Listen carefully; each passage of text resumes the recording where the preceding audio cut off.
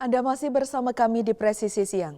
Pemirsa, Satuan Brimopolda Metro Jaya melakukan evakuasi lansia dari posko pengungsian menuju kediamannya. Proses evakuasi dilakukan ketika masih ada genangan air. Kegiatan ini merupakan tugas kemanusiaan Polri dalam memberikan perlindungan kepada masyarakat. Proses evakuasi dilakukan di tengah kondisi lingkungan yang masih tergenang sisa banjir akibat luapan Kali Ulu. Mengingat kondisi fisik lansia yang terbatas, personel Brimob menggendong langsung warga tersebut untuk memastikan perpindahan berjalan aman dan lancar hingga tiba di rumahnya. Dan saat Brimob Polda Metro Jaya Kombes Polisi Henik Marianto menjelaskan bahwa kegiatan tersebut merupakan bagian dari tugas kemanusiaan Polri dalam memberikan perlindungan dan pelayanan kepada masyarakat terdampak bencana. Selain membantu pemindahan lansia, personel Brimob juga melakukan pemantauan kondisi wilayah, membantu warga lainnya, serta berkoordinasi dengan unsur pemerintah daerah guna memastikan situasi tetap aman dan kondusif. Sementara itu, Kabid Humas Polda Metro Jaya Kombes Polisi Budi Hermanto mengimbau masyarakat agar tetap waspada terhadap potensi cuaca ekstrim. Dari Humas Polda Metro Jaya melaporkan untuk Polri TV. Pasca bencana alam, Polri terus hadir memberikan dukungan kemanusiaan kepada masyarakat. Tak hanya orang dewasa, perhatian khusus juga diberikan kepada anak-anak terdampak bencana. Berikut laporan selengkapnya untuk Anda. Inilah untuk ini helmnya mau pakai kan? Satuan Brimob Polda Sumatera Utara melaksanakan kegiatan edukasi dan trauma healing bagi anak-anak Taman Kanak-kanak Abah Huta Godang. Kegiatan ini ditujukan untuk anak-anak yang terdampak bencana alam di wilayah tersebut. Kegiatan trauma healing dilakukan sebagai bentuk kepedulian Polri dalam memberikan dukungan psikososial. Tujuannya agar anak-anak dapat mengurangi rasa takut, kembali merasa aman dan memulihkan semangat belajar pasca bencana. Dalam kegiatan ini, personel Brimob mengajak anak-anak mengikuti berbagai aktivitas positif, seperti bermain edukatif, bernyanyi bersama, serta berinteraksi secara menyenangkan untuk menciptakan suasana ceria. Selain trauma healing, personel Brimob juga memberikan edukasi dasar keselamatan diri. Anak-anak dibekali pengetahuan sederhana tentang langkah yang harus dilakukan saat terjadi bencana banjir.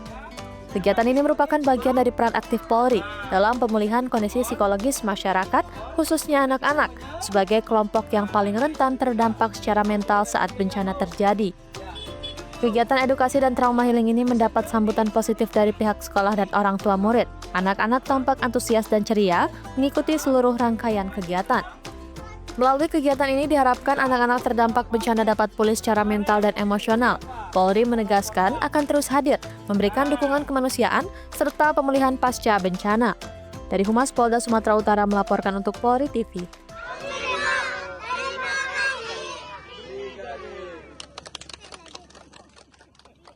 Satuan Brimob Polda Sumatera Utara melakukan upaya pemulihan pasca bencana banjir bandang di Kecamatan Batang Toru, Kabupaten Tapanuli Selatan. Polri fokus melakukan pemulihan tempat ibadah dan rumah warga. Upaya ini merupakan komitmen Polri dalam membantu masyarakat yang rumahnya terdampak bencana. Progres pembersihan rumah telah mencapai 70%. Kegiatan yang dilakukan yakni pembongkaran bangunan yang rusak berat dan penimbunan tanah agar lahan siap dilakukan proses pembangunan ulang. Selain itu, Polri melakukan pembangunan tempat ibadah yakni MCK Masjid At-Taqwa Muhammadiyah dan telah mencapai sekitar 90% dan ditargetkan segera rampung. Masyarakat setempat menyampaikan apresiasi atas kehadiran dan bantuan yang diberikan oleh personel Brimob. Kehadiran aparat di tengah proses pemulihan ini dinilai sangat membantu, tidak hanya secara fisik, tetapi juga memberikan semangat dan harapan bagi warga untuk kembali menata kehidupan mereka. Dari Humas Polda Sumatera Utara melaporkan untuk Polri TV.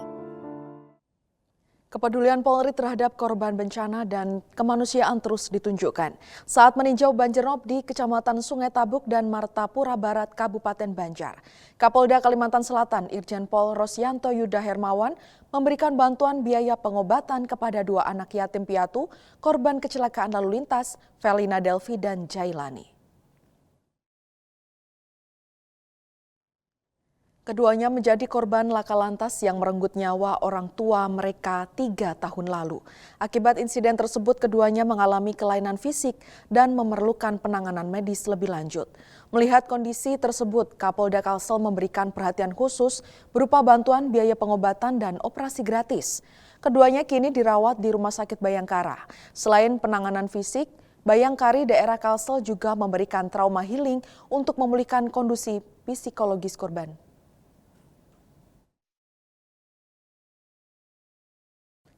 Tak hanya lewat komik dan dialog, Festival Komik Polisi Penolong 2025 juga menjadi ajang edukasi publik tentang kesiapan Polri dalam misi penyelamatan.